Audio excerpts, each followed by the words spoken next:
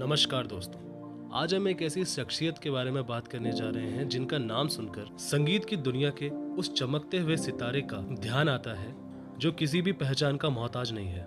इंसान चाहे अपनी जिस भी उम्र में हो, इस टैलेंट के धनी शख्सियत को जरूर जानता होगा। जी हाँ दोस्तों, हम बात कर रहे हैं लता मंगेशकर जी की। आज वह हमारे बीच नहीं है, लेकिन उनके गीतों से उनकी यादें हमारे मन में हमेशा अमर रहेंगी। आज हम इस वीडियो के जरिए लता मंगेशकर जी की जिंदगी से जुड़ी हुई कुछ बातें आपसे साझा करेंगे, तो बने रहिए इस वीडियो में। सुर कोकिला लता मंगेशकर जी ने अपनी आवाज से 6 दशकों से भी ज्यादा संगीत की दुनिया को सुरों से नवाजा है। लता जी ने 20 भाषाओं में 30,000 गाने गाए हैं। अपनी सुरीली और दिल में उतर जाने वाली आवाज से उन्होंने श्रोताओं के दिल में प्यार जगाया तो कभी आंखों में आंसू भी भर दिए।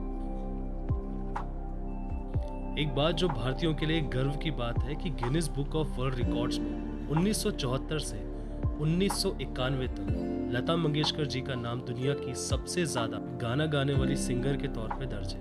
यह कहा जाता है कि उन्होंने 1948 से 1974 तक 25,000 एकल, युगल और कोरस के साथ गाने गाए हैं। ये सभी गाने 20 अलग अलग भाषाओं में गाए गए थे।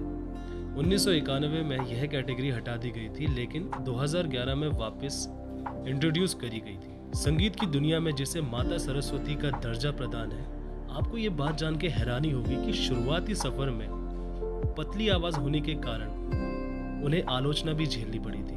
आखिर 1948 में आई फिल्म मजबूर के गाने दिल मेरा तोड़ा से उन्हें पहचान मिली। फिर फिल्म महल के गाने आएगा आने वाला से वह फेमस हो गई। उनकी बहन आशा भोसले ने जब उन्हें ज्वाइन कर लिया तो फिर दोनों सिंगर बहनों को इंडस्ट्री की अपराजय आवाज के रूप में जाना जाने लगा। लता जी की कामयाबी ने उन्हें इंडस्ट्री का सबसे पावरफुल महिला बना दिया था। बाद में उन्होंने कुछ गलतफहमियों के चलते महान संगीतकार एस.डी. बर्मन के साथ भी गाना गाने से इनकार कर दिया था। युगल गीतों पर रॉयल्टी के भुगतान के मुद्दे पर लता जी और मोहम्मद रफी साहब के बीच मतभेद हो गए थे, जिसके बाद इन दोनों गायकों ने लगभग 3 वर्ष तक साथ गाना नहीं गाया। मोहम्मद रफ़ी की बहू यास्मीन खालिद रफ़ी की किताब मोहम्मद रफ़ी मेरे अब्बा एक संस्मरण में यह बात सामने आई थी।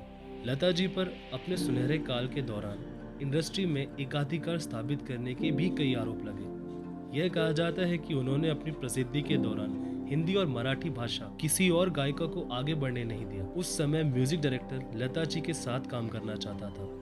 लता जी और उनकी बहन आशा जी ही इस दौरान प्रोड्यूसरों की लिस्ट का हिस्सा बनी रही। लता दीदी को वैसे तो अनेकों ढेरों अवार्ड से नवाजा जा चुका है, लेकिन एक खास अवार्ड जो उन्होंने अपने नाम कर लिया वह था नॉन क्लासिकल सिंगर कैटेगरी में भारत रत्न अवार्ड। यह अवार्ड हासिल करने वाली लता जी भारत की दूसरी सिंगर बनी। उनसे पहले यह अवार्ड एम.एस. सुब्बुलक्ष्मी को मिला था।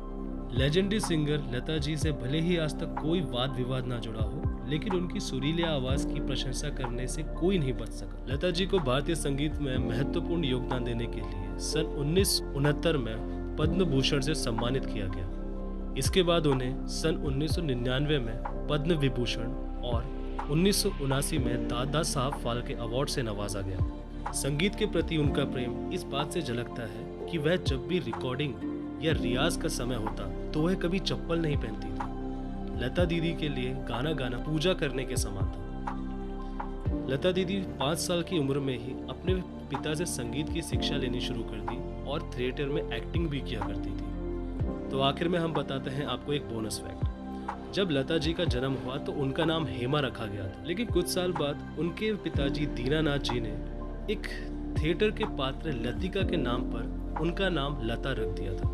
लता दीदी आज हमारे बीच नहीं है। 6 फरवरी 2022 को उनका निधन हो गया।